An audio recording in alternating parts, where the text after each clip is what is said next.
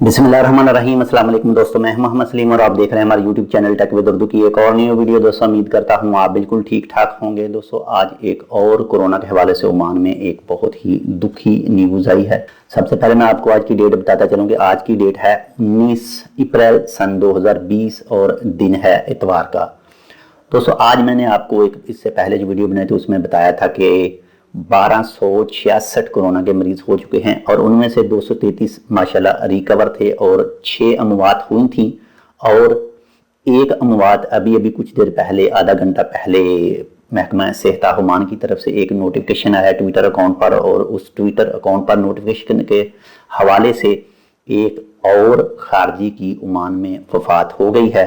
इन्ना लिल्लाहि व इन्ना इलैहि राजिऊन। इस अमवात को शामिल करके अब टोटल ओमान में 7 अमवात हो चुकी हैं कोरोना वायरस की वजह से। तो एक बार फिर सुन लें कि आज टोटल 7 अमवात अभी तक हो चुकी हैं ओमान में।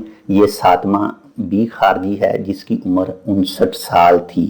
ये सारी मालूमात आपके साथ शेयर करने का मेरा मकसद है कि आप लम्हा ब लम्हा तमाम ओमान के हालात जो कोविड-19 के हवाले से चल रहे हैं आपको पता चल सके और आप इस मालूमात को जानकर अपने घरों में बैठे आराम से, बाहर मत जाएं।